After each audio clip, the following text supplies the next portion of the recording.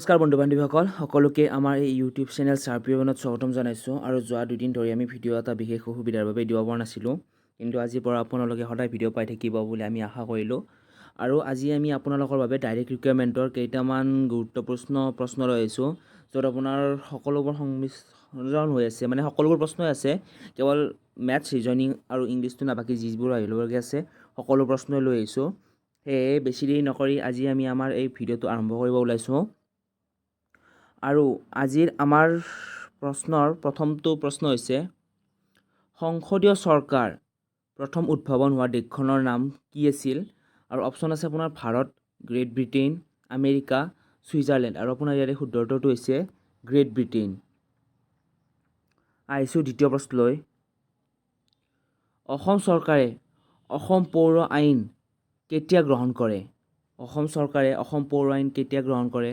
Option আছে আপোনাৰ 1994 চনত 1995 চনত 1956 চনত আৰু 1972 চনত আৰু আপোনাৰ ইয়াৰ শুদ্ধ উত্তৰটো হৈছে চি 1956 চনত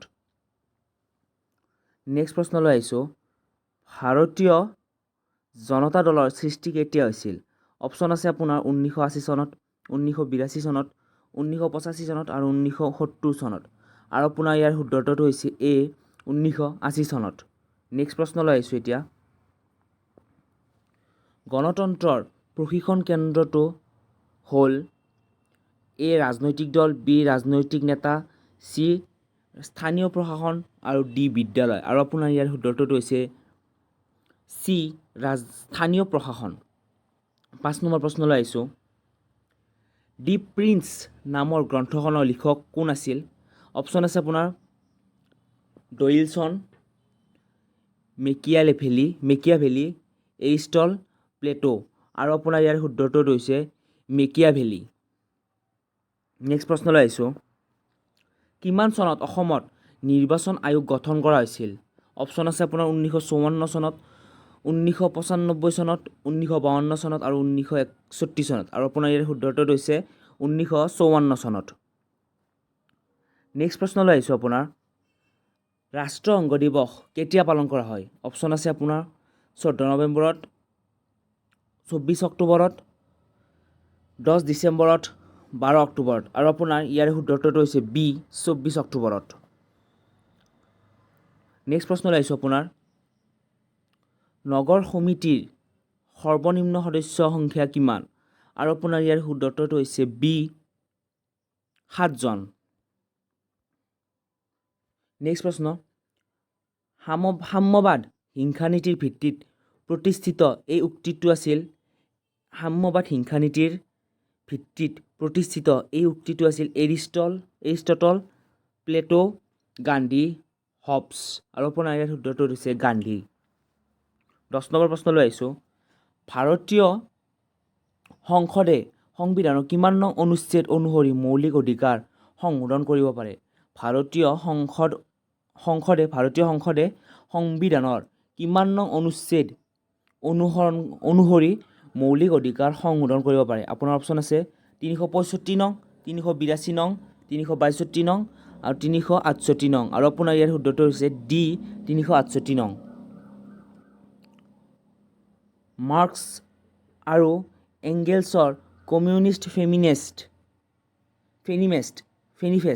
মেনিফেষ্ট ক্ষমা কৰিব মই প্ৰশ্ন বাৰ কৰিছোঁ মাৰ্ক আৰু এংগেলছৰ কমিউনিষ্ট মেনিফেষ্ট প্ৰকাশ কিমান চনত পাইছিল অপশ্যন আছে আপোনাৰ 1948 চনত 1860 চনত 1848 চনত 1917 চনত আৰু আপোনাৰ ইয়াৰ শুদ্ধ উত্তৰটো হৈছে চি 1848 চনত নেক্সট প্ৰশ্নলৈ আহিছোঁ এৰিষ্টটলৰ মতে সৰ্বশ্ৰেষ্ঠ চৰকাৰ কি অপশ্যন হৈছে আপোনাৰ গণতন্ত্ৰ ৰাজতন্ত্ৰ চৌৰতন্ত্ৰ অভিজাততন্ত্ৰ আৰু আপোনাৰ ইয়াৰ শুদ্ধটো হৈছে বি ৰাজতন্ত্ৰ 14 দফীয়া নীতিৰ প্ৰৱৰ্তন কৰিছিল কোনে অপশ্যন আছে আপোনাৰ ৰুছো উইলছন ৰুজভেল্ট চাৰ্চিল আৰু আপোনাৰ ইয়াৰ শুদ্ধটো হৈছে বি উইলছন পৃথিৱীৰ কোনখন ৰাষ্ট্ৰক গণতন্ত্ৰৰ বিজ্ঞানাগাৰ বুলি কোৱা হয় অপশ্যন আছে আপোনাৰ ভাৰতবৰ্ষ আমেৰিকা ছুইজাৰলেণ্ড পাকিস্তান আৰু ইয়াৰ শুদ্ধ উত্তৰটো হৈছে আপোনাৰ চি ছুইজাৰলেণ্ডক পৃথিৱীৰ ৰাষ্ট্ৰৰ গণতন্ত্ৰৰ বিজ্ঞানগাৰ বুলি কোৱা হয়। ৰাষ্ট্ৰপতিয়ে ৰাজ্যসভালৈ মনোনীত কৰা সদস্য সংখ্যা কিমান?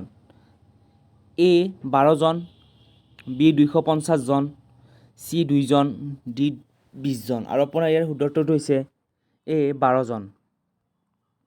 ভাৰতত পঞ্চম সাধাৰণ নিৰ্বাচন অনুষ্ঠিত কেতিয়া হৈছিল? অপশ্যন আছে আপোনাৰ 1966 চনত, 1975 চনত, 1971 চনত, 1972 চনত। আৰু আপোনাৰ ইয়াৰ শুদ্ধ উত্তৰটো হৈছে চি 1971 চনত। অসম বিধানসভাৰ সদস্যৰ সংখ্যা কিমান? অপশ্যন আছে আপোনাৰ 125 গৰাকী, 126 গৰাকী, 130 গৰাকী, 160 গৰাকী। আৰু আপোনাৰ ইয়াৰ শুদ্ধ উত্তৰ হৈছে 126 গৰাকী। লোকসভা আৰু ৰাজ্যসভাৰ যুটীয়া বৈঠকত সভাপতিত্ব কৰে কোনে? অপশ্যন আছে আপোনাৰ উপ-ৰাষ্ট্ৰপতি, লোকসভাৰ অধ্যক্ষ, প্ৰধানমন্ত্ৰী, ৰাষ্ট্ৰপতি। আৰু আপোনাৰ ইয়াৰ শুদ্ধ উত্তৰটো হৈছে বি লোকসভাৰ অধ্যক্ষ। নেক্সট প্ৰশ্নলৈ আহিছোঁ, অৰ্থাৎ 19 নম্বৰ প্ৰশ্নলৈ। তলত দিয়া কোনখন ৰাজ্যত দ্বি-সদনীয় বিধানমণ্ডল নাই? অপশ্যন আছে আপোনাৰ বিহাৰ, কৰ্ণাটক, উত্তৰ প্ৰদেশ, পশ্চিমবংগ। আৰু আপোনাৰ ইয়াৰ শুদ্ধ উত্তৰ হৈছে ডি পশ্চিমবংগ। 20 নম্বৰ প্ৰশ্ন। বিধানসভাৰ সদস্য হ'ব লাগিলে তেওঁৰ ন্যূনতম বয়স কিমান হ'ব লাগিব? অপশ্যন আছে আপোনাৰ 25 বছৰ, 30 বছৰ, 35 বছৰ, 18 বছৰ। আৰু আপোনাৰ ইয়াৰ শুদ্ধ উত্তৰটো হৈছে এ 25 বছৰ। নেক্সট প্ৰশ্নলৈ আহিছোঁ। গুৱাহাটী পৌৰ নিগম আইন পাছ কৰা হয় কিমান চনত? আৰু আপোনাৰ ইয়াৰ অপশ্যন আছে 1959 চনত, 1969 চনত, 1979 চনত, 1980 চনত। আৰু আপোনাৰ ইয়াৰ শুদ্ধ উত্তৰটো হৈছে বি 1969 চনত। নেক্সট প্ৰশ্নলৈ আহিছোঁ এতিয়া। ভাৰতীয় সংবিধানৰ ডেছ অনুচ্ছেদ অনুসৰি অসমৰ ৰাজ্যপালে নিৰ্বাচনী আয়ুক্তক নিযুক্তি কৰে? অপশ্যন আছে আপোনাৰ এ 343 কে, বি 243 কে, চি 472 কে, আৰু ডি 272 কে। আৰু আপোনাৰ ইয়াৰ শুদ্ধ উত্তৰটো হৈছে বি 243 কে। ভাৰতীয় সংসদে নাগৰিকত্ব আইন কেতিয়া গ্ৰহণ কৰে? আৰু আপোনাৰ অপশ্যন আছে ইয়াত 1951 চনত, 1955 চনত, 1960 চনত, 1952 চনত। আৰু আপোনাৰ ইয়াৰ শুদ্ধ উত্তৰটো হৈছে বি 1955 চনত। ভাৰতীয় সংবিধানত বৰ্তমান ডেছটা অনুসূচী আছে? অপশ্যন আছে আপোনাৰ 10টা, 12টা, 22টা, 395টা। আৰু আপোনাৰ ইয়াৰ শুদ্ধ উত্তৰটো হৈছে বি 12টা। ভাৰতীয় সংবিধানৰ সভাৰ প্ৰথম সভাপতি আছিল কোন? অপশ্যন আছে আপোনাৰ জৱাহৰলাল নেহৰু, আম্বেদকাৰ, মহাত্মা গান্ধী, ৰাজেন্দ্ৰ প্ৰসাদ। আৰু আপোনাৰ ইয়াৰ শুদ্ধ উত্তৰ হৈছে ডি ৰাজেন্দ্ৰ প্ৰসাদ। আহিছোঁ এতিয়া 26 নম্বৰ প্ৰশ্নলৈ। ভাৰতীয় সংবিধানৰ কোনটো অধ্যায়ত নিৰ্দেশাত্মক নীতি সন্নিৱিষ্ট কৰা হৈছে? অপশ্যন আছে আপোনাৰ 4ৰ্থ অধ্যায়, 3য় অধ্যায়, 5ম অধ্যায়, 7ম অধ্যায়। আৰু আপোনাৰ ইয়াৰ শুদ্ধ উত্তৰটো হৈছে এ 4ৰ্থ অধ্যায়। নেক্সট প্ৰশ্ন। তলৰ কোনটো চৰকাৰৰ অংশ নহয়? ন্যায়পালিকা, কাৰ্যপালিকা, শিক্ষাপালিকা, বিধানমণ্ডল। আৰু আপোনাৰ ইয়াৰ শুদ্ধ উত্তৰটো হৈছে শিক্ষাপালিকা। তলৰ কোনটো ৰাষ্ট্ৰপতীয় চৰকাৰ বৈশিষ্ট্য নহয়? অপশ্যন আছে আপোনাৰ ৰাষ্ট্ৰপতিজন ৰাষ্ট্ৰপ্ৰধান আৰু চৰকাৰ প্ৰধান, বি আপোনাৰ মন্ত্ৰীসভাৰ সদস্যসকল আইনসভাৰ সদস্য নহয়, জনসাধাৰণৰ ওপৰত দায়িত্বশীল, জৰুৰী অৱস্থাৰ বাবে উপযোগী নহয়। আৰু আপোনাৰ ইয়াৰ শুদ্ধ উত্তৰ হৈছে ডি জৰুৰী অৱস্থাৰ বাবে উপযোগী নহয়। 29 নম্বৰ প্ৰশ্ন। মন্ত্ৰীসভা পৰিচালিত চৰকাৰৰ জন্মদাতা হ'ল কোন? অপশ্যন আছে আপোনাৰ ভাৰতবৰ্ষ, আমেৰিকা, চীন, গ্ৰেট ব্ৰিটেইন। আৰু আপোনাৰ ইয়াৰ শুদ্ধ উত্তৰটো হৈছে ডি গ্ৰেট ব্ৰিটেইন। আহিছোঁ শেষৰটো প্ৰশ্নলৈ। কোন শাসন ব্যৱস্থাত সংখ্যালঘু সম্প্ৰদায়ৰ স্বাৰ্থ সংৰক্ষণৰ ব্যৱস্থা নাই?